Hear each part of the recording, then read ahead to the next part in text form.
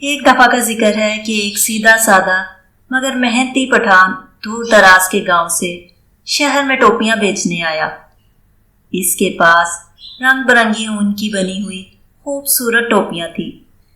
وہ صبح سویرے اپنی ٹوپیاں ایک بڑے ٹوکرے میں رکھ کر نکلا اور سارا دن شہر کے گلی کوچوں میں گھوم کر ٹوپیاں بیچتا رہا۔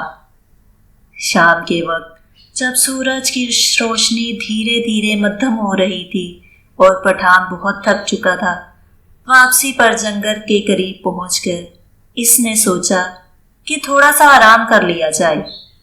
اسے ایک گھنا اور ٹھنڈا درخت نظر آیا جس کے نیچے نرم سی گھاس بچھی ہوئی تھی۔ اس نے اپنی ٹوپیوں کی ٹوکری پاس رکھی، خود لیٹ گیا اور تھوڑی ہی دیر میں نیند کی وادیوں میں کھو گیا۔ وہ نہیں جانتا تھا کہ اسی درخت پر کئی شرارتی بندر رہتے ہیں۔ جیسے ہی انہوں نے پٹھان کو سوتے دیکھا، وہ نیچے اترے اور آہستہ آہستہ ساری ٹوپیاں اٹھا کر درخت پر چڑھ گئے۔ کچھ ٹوپیوں کو سر پر رکھ کر مستی سے ناچنے لگے، کچھ ایک دوسرے پر پھینکنے لگے اور کچھ بندر تو ایک دوسرے کی ٹوپیاں چھین کر بھاگنے کا کھیل کھیلنے لگے۔ تھوڑی دیر بعد جب پٹھان کی آنکھ کھلی، اس نے ٹوکری خالی دیکھی تو گھبرا گیا۔ اس نے ادھر ادھر دیکھا لیکن ٹوپیوں کا کوئی نشان نہ تھا۔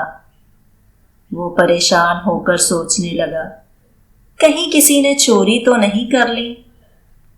اچانک اس کی نظر درخت کی شاخ پر گئی۔ وہاں بندر اس کی ٹوپیاں لے کر کھیل رہے تھے۔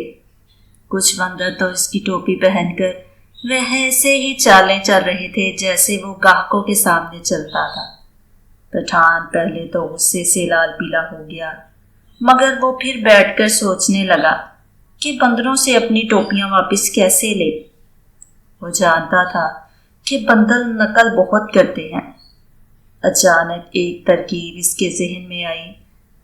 اس نے اپنی سر کی ٹوپی اتاری اور اسے زور سے اوپر بندروں کی طرف پھینکا، جیسا کہ پٹھان نے سوچا تھا۔